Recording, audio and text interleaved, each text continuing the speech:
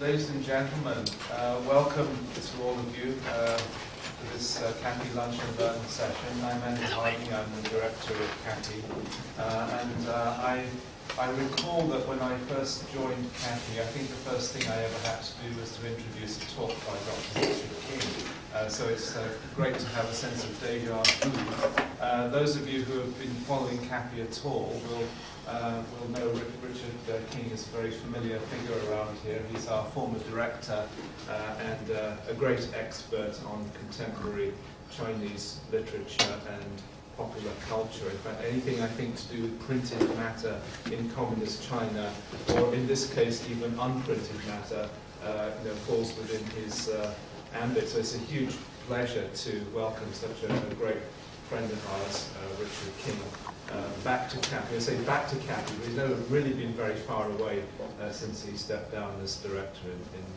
2009. This is obviously an extremely interesting topic, and so it's with a sense of delicious sense of anticipation that I'm going to hand over to Richard. And thanks to all of you for coming, and thanks particularly to Richard for enhancing our program with this fascinating talk. Richard, thank you. Thank you, Andrew, and thanks everybody for coming. The talk that I'm giving today is about a project that I am working on with colleagues from the library. They are seated over there, Cheryl DeWolf and Kathy Mercer, I'm going to ask them to talk a little bit in a while about the tech. Sure.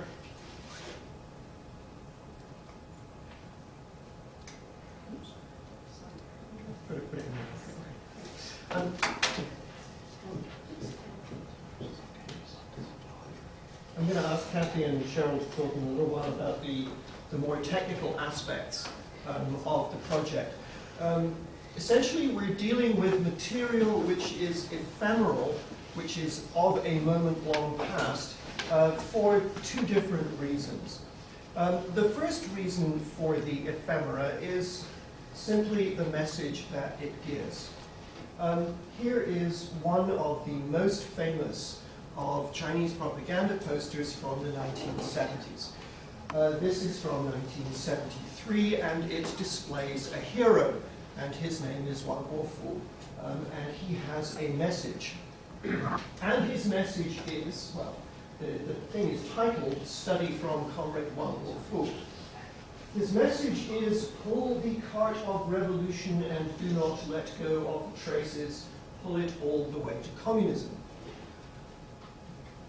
Essentially, this is a picture of the future as it was seen in 1973.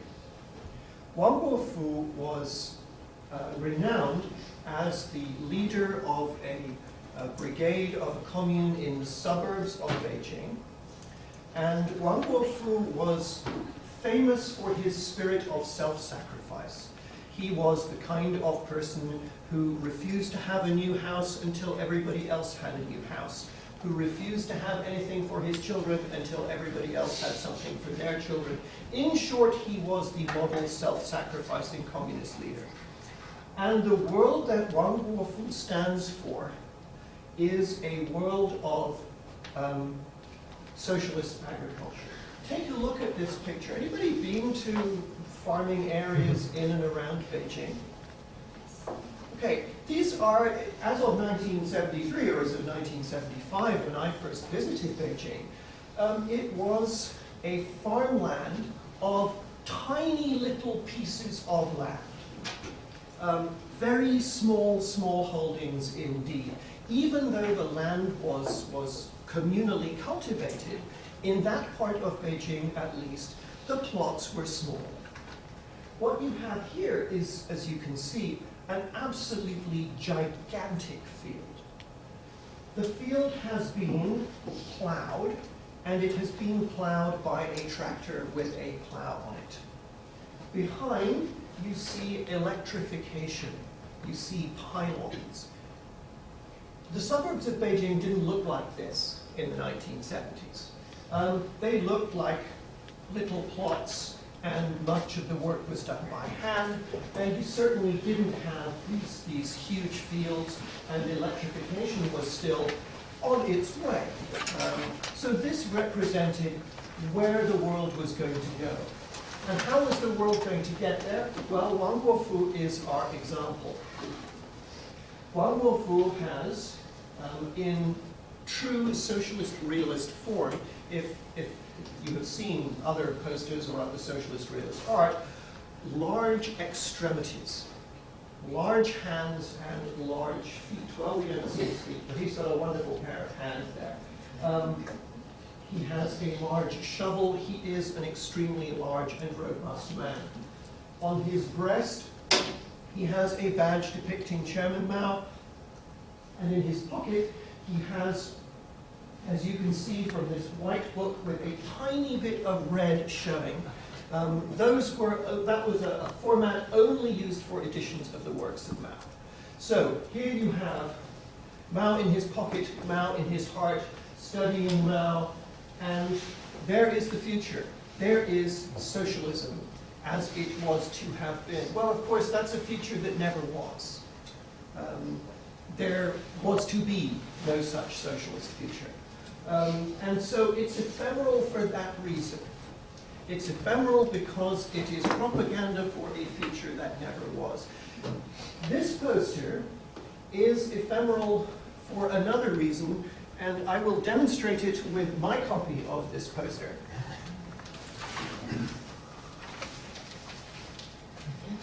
Which is, as you will see, about to crumble into dust.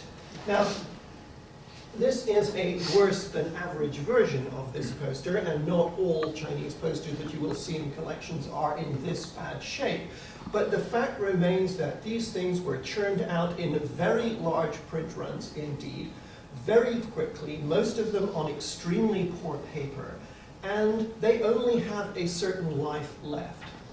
This is why I think it is extremely important that we get the best quality reproductions that we can possibly get made generally available.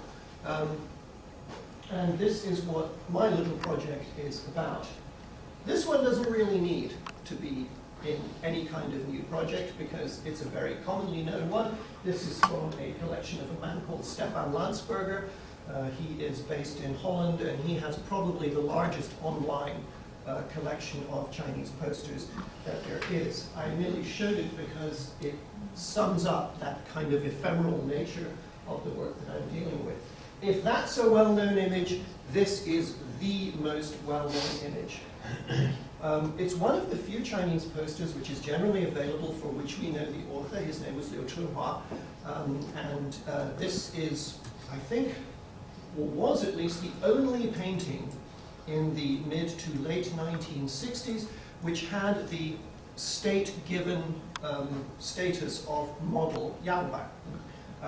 This was a model painting in the way that the model operas were model operas. It reproduces a historical moment that never was. 1921, Chairman Mao goes to Anyuan. Well, maybe he did and maybe he didn't, and he certainly didn't go for the purpose that the poster claims that he went to, but that doesn't matter because this is an imagined historical moment with an imagined China behind it and a stunningly beautiful skyscape above it as the young Mao Zedong, then in his late 20s, I suppose, heads off, 2018, heads off to foment revolution among the coal miners, thus dispelling the historical myth or historical fact that it was his colleague and later rival Liu Shaoqi who did it rather than him.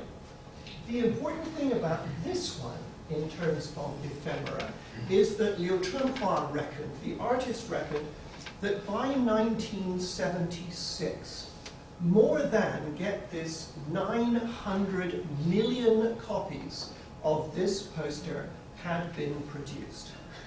This beats out Farrah Fawcett in a bikini by a very considerable margin. I cannot believe that there is another poster in world history which has ever been reproduced as much as this one. Similarly, with 900 million of them having been in circulation, there's not really a great deal of need for me and my colleagues in the library to be producing a new one.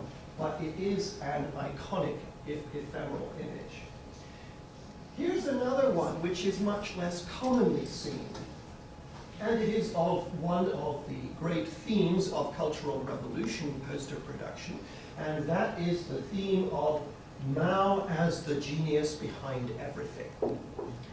Many of the posters of this period depict Mao either standing alone, as in this one, or surrounded by the masses. During the Cultural Revolution period, we have very few pictures indeed, very few images indeed, of Mao with his colleagues. Got them in the 1950s, and after the end of the Cultural Revolution, you see them again in the late 1970s and 1980s. Mao is a titanic and solitary figure in the images of the Cultural Revolution, and here he is as the genius behind the construction of the Nanjing River Bridge. And one of my great favorites, and this is actually the first poster I ever bought when I was living in Beijing in the fall of 1975, Practice Birth Control for the Revolution. The reason I'm showing you this one is to talk a little bit more technically about the project. This is an interesting picture because it's a massive different styles. In the early 1950s, the Chinese poster industry, or the state poster creation project began, the Chinese state drafted in people who had been working in a number of different artistic modes. There were folk artists, people who did, paper cuts or peasant paintings, those kinds of people. There were studio-trained artists, people who had learned from Russian teachers, who in their turn had learned from French teachers and were replicating a set of European norms in terms of the art that they produced.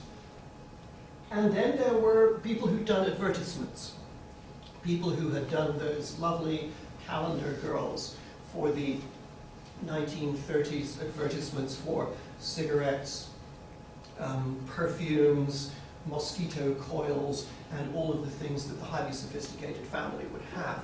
So all of these people were brought together into the business of selling the Chinese state and the Chinese Communist Party and its policies. This policy is birth control, so you have that central figure who's rather realistically portrayed, and then you have these kind of little folksy things around the edges of life was tough for women in the old society, women can do important jobs and little girls can too, the women of the minorities are all on side with the initiatives of the Communist Party, and women do welding. And the central figure is the one who is proclaiming the virtues of birth control. Here is a version of this which was in the version of my digitization project a year ago. This is the next version of it, and this is the version that was produced using the university's new scanner.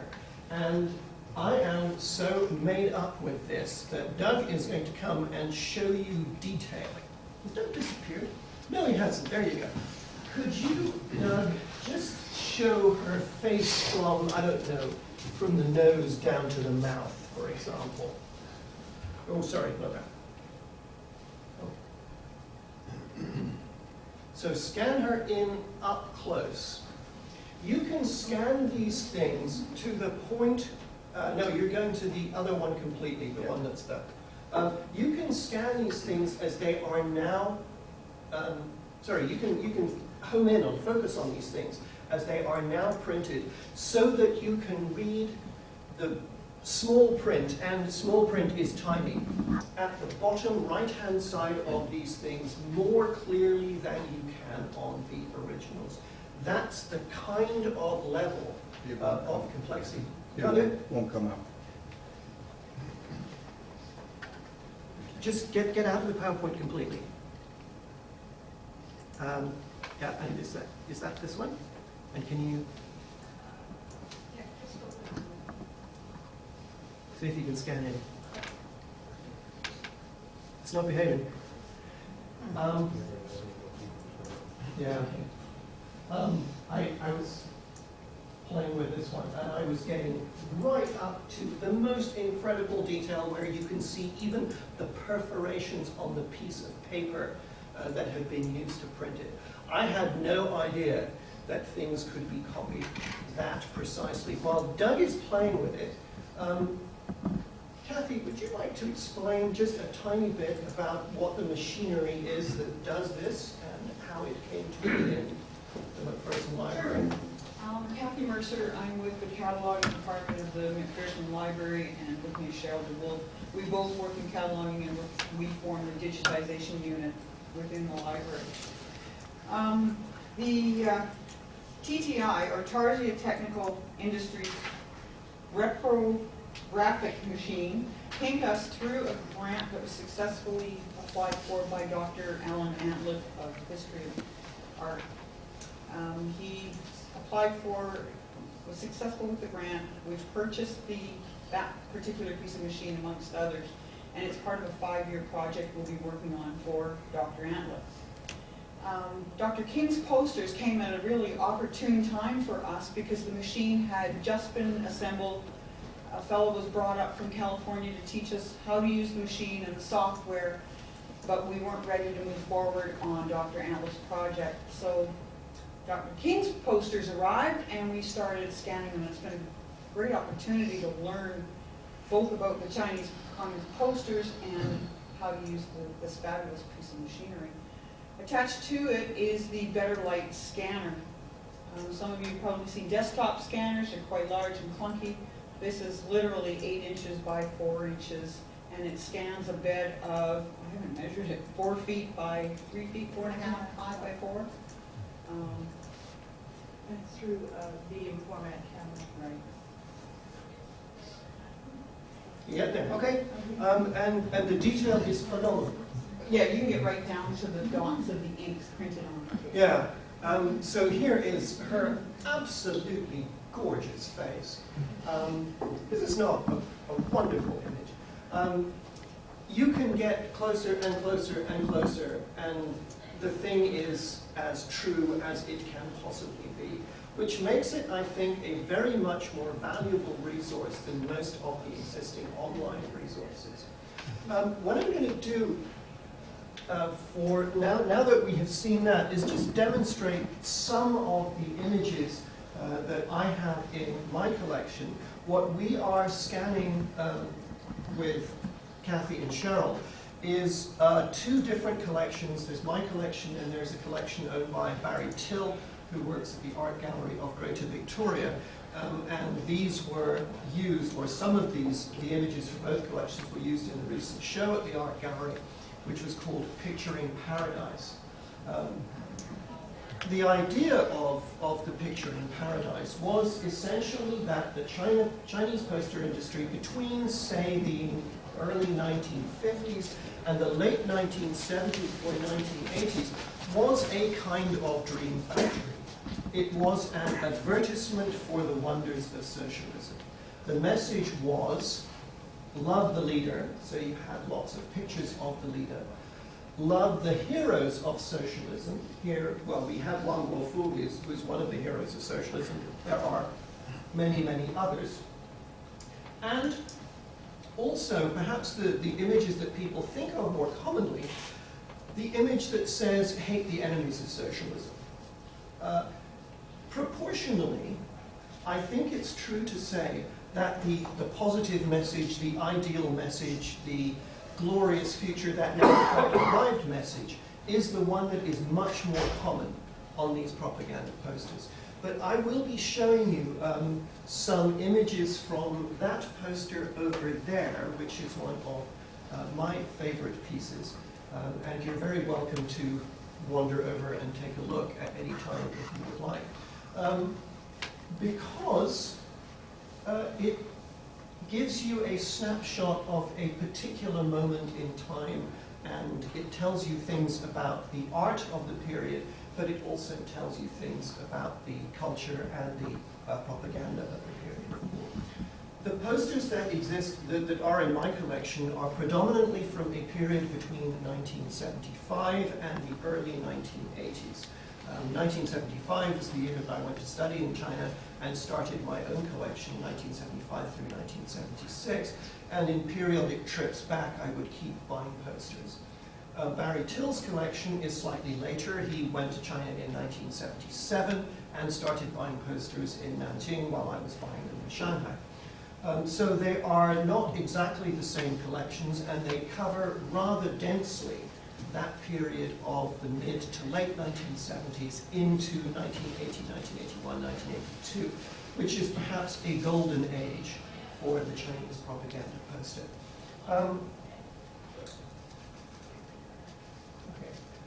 Here is one of the most important themes of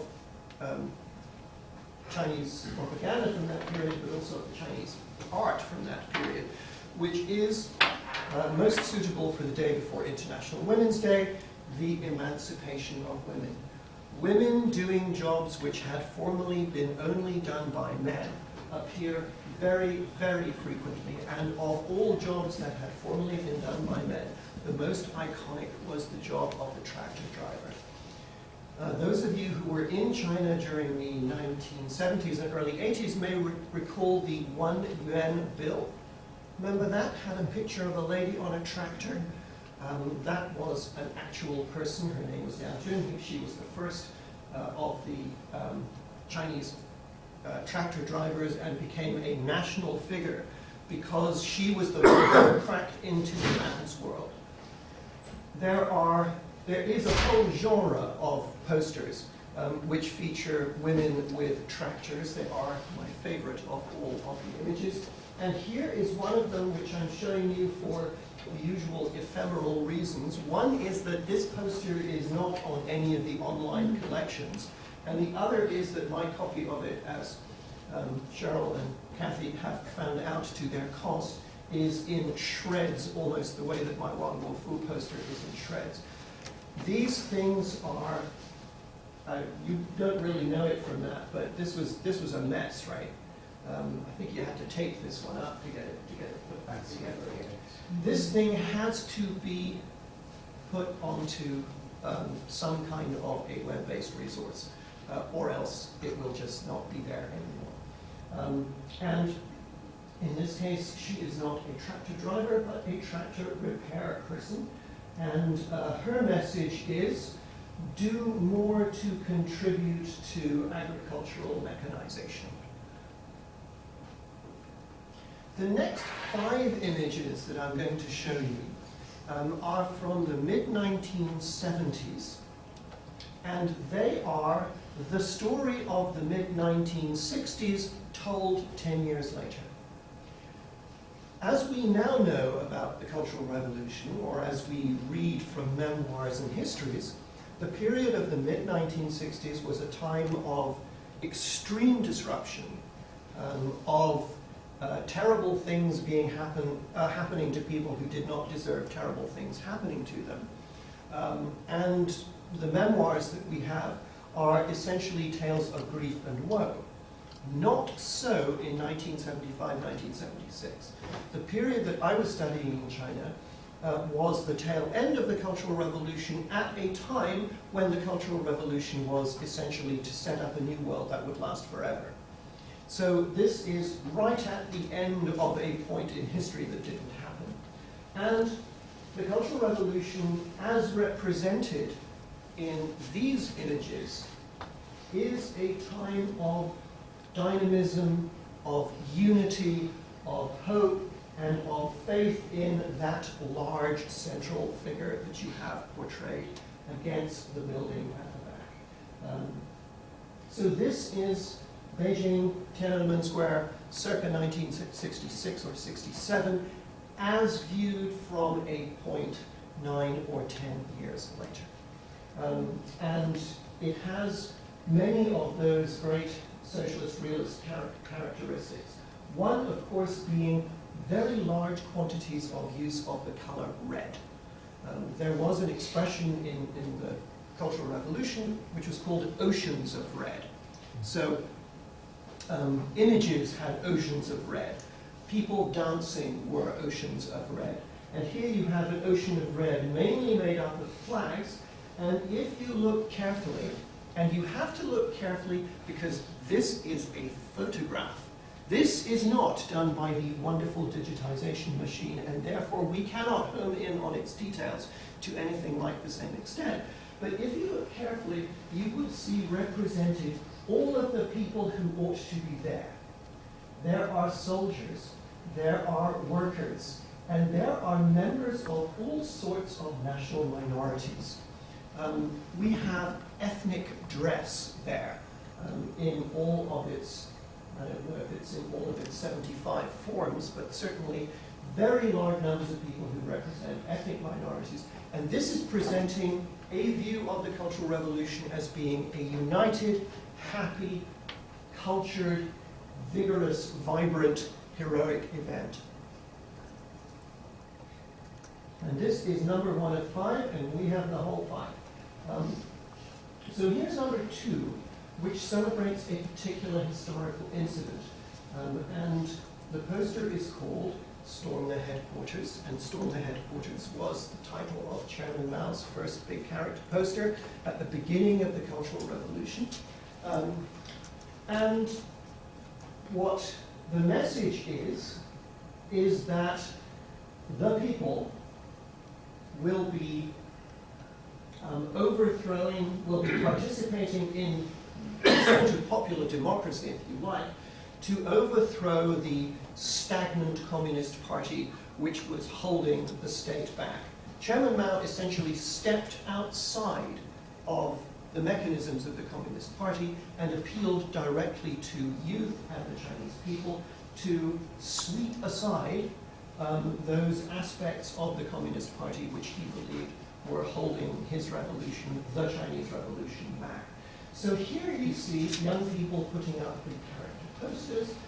You see the usual large numbers of red things, and predominantly youth, and then you have this person who's up there with the megaphone and the truck here with megaphones. So, participatory revolution. Here's an image from Chairman Mao's reviews of the Red Guard, the most famous one being on August the 18th of 1966. When you see photographs from the time, and when you see pictures depicting this later, Chairman Mao is always in a jeep with other members of the leadership cohort. Zhou Enlai is usually there, Chairman Mao's wife Jiang Qing may be there, and most importantly, Chairman Mao's close comrade in arms and designated successor, Lin Biao, will be there. Those people have disappeared in the revisionist version of history circa 1976, and he is just with a driver, and there he is on his own, surrounded again by a very representative and largely youthful group of people, many of them being Red Guards, which is what those 3 characters down there say. So this is a reproduction for history of the Red Guard movement, and there's the Tiananmen Gate at the back. So all of this is what might have happened but didn't quite happen in Tiananmen Square in August of 1966. Another celebration, and this time it's for one of the other achievements of the Cultural Revolution, the setting up of revolutionary committees which replaced the old management structures which ran, for example, Chinese factories and Chinese schools and other Chinese units. So this is another of the victories, now regarded probably as one of the disasters of the Cultural Revolution, celebrated in 1976. And for our last one, we get a little bit of hate the enemies of built into this picture of mass celebration. Because if you look down here, you see the characters down with Liu Shaoqi. Liu Shaoqi, the last three characters, the last two characters of his name, written at funny angles to demonstrate that he is a person who is now no longer acceptable. So these people are celebrating the great victory of the Cultural Revolution, essentially in getting rid of all of those people who were Chairman Mao's enemies. That is a set of 5, which, as far as I know, is not available anywhere on the digital resources. Here's another one, which is one of my all-time favorites, which is also not particularly available online, and so that is another thing that is going to be in our collection. And it's interesting in that it is about a particular moment. This moment is the late spring of 1976, when the former Vice Premier Deng Xiaoping, who had been removed from office in 1967, was brought back again, setting in motion a power struggle between himself and a group of people who portrayed themselves, at least, as being much more radical, centered around Mao Zedong's wife, Jiang Qing. The last couple of years of the Cultural Revolution, that is the years from 74 to 76, can now be seen as being a struggle for power between these two groups, a kind of managerial elite represented by Deng Xiaoping, and a kind of revolution above all elite represented by Mao's wife, Jiang Qing. As of 1974, 1975, 1976, it was that second group, the radical group, that was in charge of the media and had charge of the poster production. So, this is about the Chinese working classes, particularly the Chinese working classes of Shanghai, angrily denouncing Deng Xiaoping. Within 4 or 5 months of this, they were angrily denouncing the people who had angrily denounced Deng Xiaoping, which is, again, why it's nice to be viewing this now, because this was propaganda for a moment long past. It became on the wrong side of things within 2 or 3 months of it being produced, but yet is a wonderful historical record of that period.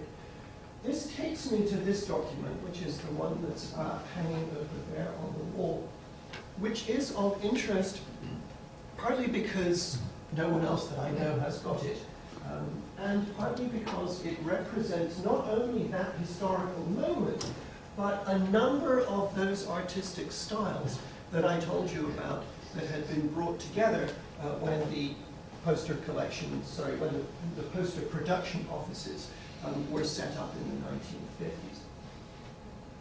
This purports to come from the amateur artists of an industrial town in Shanxi province called Yangquan.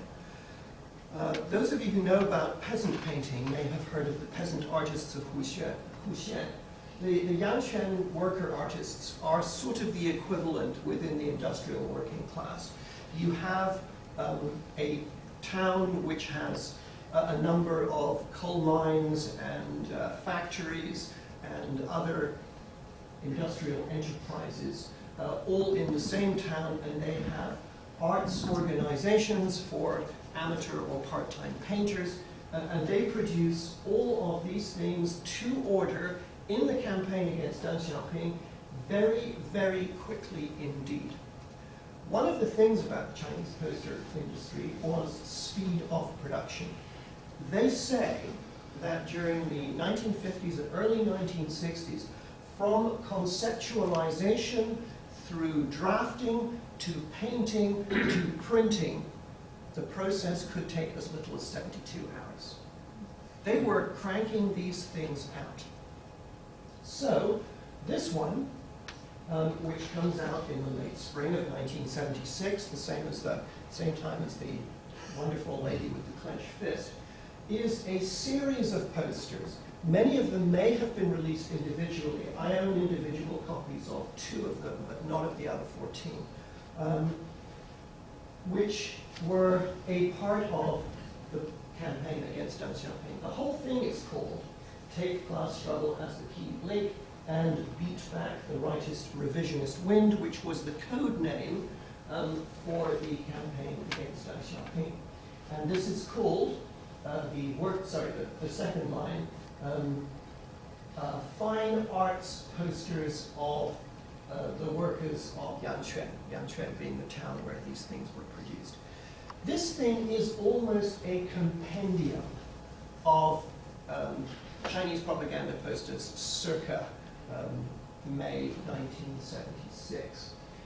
You have everything from the really quite cultured and refined to some fairly crude worker folk style amateur painting.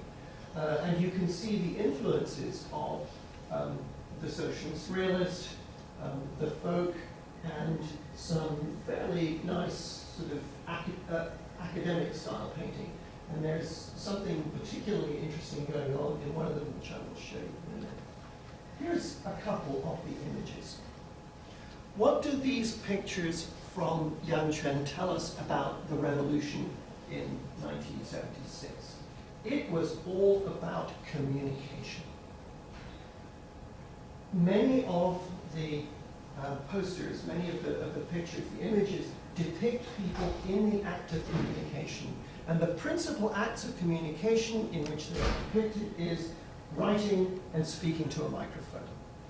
Thus, the pen and the microphone are the symbols of power, because they are the power to communicate with a mass audience. The first one here is titled something which makes it relevant to the campaign against Deng Xiaoping, but doesn't really have to be that. You have, again, some nice right revisionist wing stuff going on in the background, but I have my suspicions that perhaps this is an image which is co-opted from an earlier campaign with a new slogan put on it. Now that you know about Wang Guofu, you know what book he's got in his pocket. He's wearing a Red Guard armband, which is actually an anachronism because the thing is set, the picture is set in May of 1976, and the Red Guards haven't been around since 1968. What that tells you is that the people who are leading the campaign against Deng Xiaoping in 1976 are older and wiser, but they are the same people who overthrew Deng Xiaoping and Liu Shaoqi in 1966.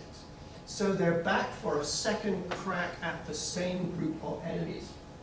And the armband tells you that. And the book in his pocket tells you where he gets the ideas from. Equally commonly, if not more so, is the image of the person addressing the crowd. The slogan at the back says, "Down with the three directives as the key link." The three directives as the key link was one of the ways that Deng Xiaoping sought to ingratiate himself with Mao when he returned to office in 1976. He picked, cherry-picked might be the better word, 3 slogans from Mao's recent utterances, which were of use to him, put them together and said, these 3 slogans are how we are going to run things from here on in, and they must be right because they're Chairman Mao.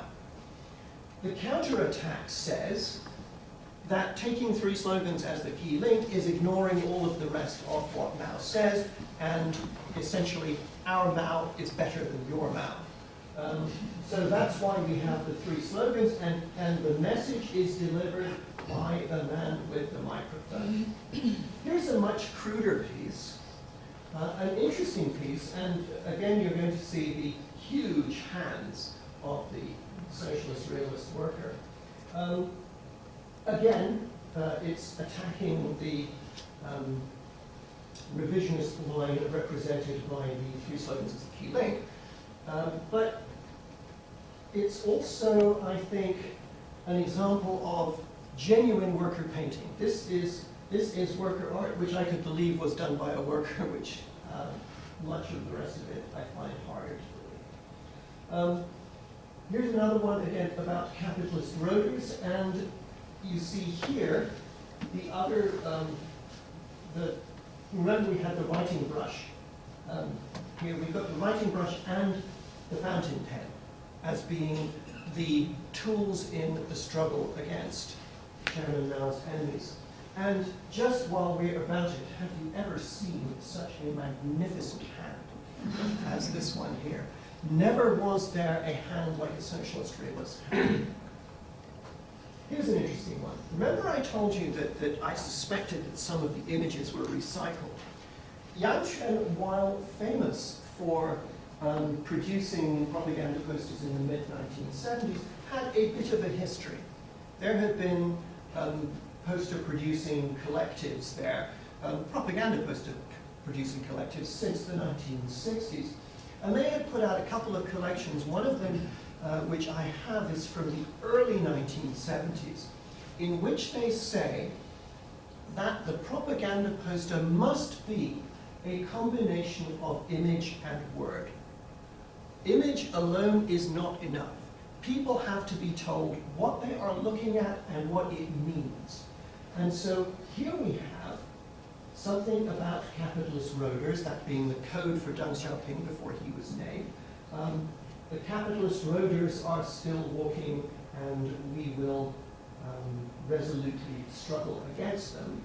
And then you have a poster that she's putting up saying much the same. Here's an image below it from a couple of years before. My sense is that if we are not dealing with the same artist, at least we are dealing with the same boilerplate. And this one is a much more generalized message, which says,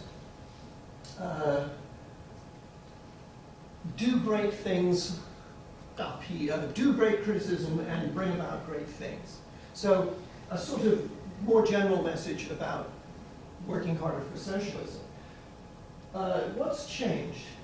The revolutionary figure, the figure who's putting up the paintings with her two hands there, has changed from male to female. She has got younger.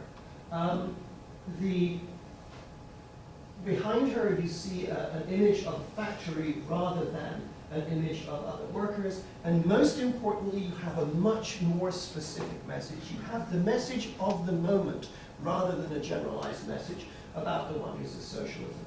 So by the middle of the 1970s, artists who had been specializing in painting the wonders of socialism got to paint the wonders of the present campaign against the enemies of socialism. And here is a particularly interesting image. I am not, I confess, an art historian. I am interested in the meaning of these things, and much as I love looking at them, I don't have the background of an art historian, so what do we do in these cases? We take it to an art historian and say, what do you make of this? Now, I showed her all 16 of these, and the one she jumped on was this. And what I would like to give you, entirely speculatively, is a kind of genealogy of this image. As I mentioned initially, when they put the groups of artists together to make the posters, many of them had been trained by Russians, or been trained by people who'd been trained by Russians, who had in their turn been trained by people who had studied in the European academies. So this, I speculate, is done by a worker or somebody who works, an artist employed in a factory in industrial Shanxi province, who has learned from somebody who has learned from somebody, and back somewhere there's a Russian who's learned from Europeans. Here's what my art historian suggested, knowing nothing about the words, but only seeing the image. There is a particular kind of European tradition of painting where you have a head against a sky, where you have some wooden thing transverse across that, and where you are kind of looking up adoringly to that heroic figure, and this is the crucifixion scene. And iconic pictures of the crucifixion were very common for artists who learned in the studios in Western Europe. These styles were co-opted by the creators of socialist realism in Russia for producing heroic images of workers, for example. And my suspicion is that looking up at the head against the glorious sky with something across the background has been used entirely unknowingly by our Chinese worker painter to produce an image which says, above we go and snatch the moon in the 9 heavens, and below we go down to the 5 oceans to grasp turtles. Who recognizes those 2 lovely lines? Of course you do, Linhua. Where are they from? That's from Mao. It's a Mao's poem.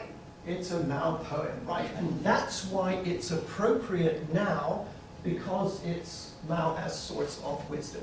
It's really not attached to the moment at all. It's not about the current campaign, but what makes it acceptable for the current campaign is that it is the wisdom of Mao. And my notion of the genealogy of this painting is entirely speculative, but these images have to come from somewhere, and that's what interests me. Here's something that's much more standard, and this is another one about female empowerment and women and machines. And this says we must think about revolution all the time. And in this case, the young lady at the front is holding a recent copy of the journal Red Flag and is clenching her fists. Am I out of line here, or does she not actually look very angry at all? It's a funny thing about these, because in many of the pictures where you think, and have a look at them up there before you go, many of the pictures where you think people ought to be furious, they're not looking furious. I think she's looking rather cheerful about the whole business. So this is the various factories in Yangchuan included a tractor building factory and a repair shop. And one assumes that these are either people who work in the factory or peasants who are beneficiaries of the work of the factory, because there's that charming little bulldozer behind them. So this is another picture of participation, machinery, female empowerment. And the last couple are interesting to me because they are the most, if you like, professional of the images on this poster. This one says, let's go and see the model operas. The model opera that they are going to see is Song of the Dragon River, which is one of the few of the model operas not only to be set in post-1949 China, but also to have as its center a heroine rather than a hero. So, another kind of female empowerment poster, and a celebration of new arts, as is this masterpiece, which is my last image. It's on the right-hand side on the second line, if you look over there. You've got the ocean of red, and you have represented here all of the most famous of the works of art of the early period of the Cultural Revolution, and again of the latter period of the Cultural Revolution. You have the figures from the ballets, the white-haired girl, the red detachment of women. You have the piano that plays the piano version of the Red Lantern. You have Liu He, the hero of the Red Lantern, in the middle holding up his red lantern. You have the Bright Red Star, the movie from 1975 about the Civil War, playing at the back. And this also is all about communicating the message. You have the piano, you have the arts, you have the people with the books, you have the opera singers, you have the dancers, and then at the back you have the projector.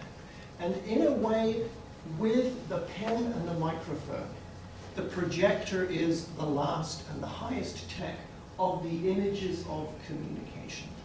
And for me, these posters, particularly the Cultural Revolution ones that I've focused on today, that form, if you like, the heart of the collection that we're going to digitize, are about communicating a message. And the message is the wonders of socialism. That's the ephemeral message. This is the future. And of course, the future is within, I don't know, 3, 4, 5 months of being abandoned by the time this poster comes out. And that's why I think these things need to be preserved. That's the end of the pictures that I've got for you. Thank you very much.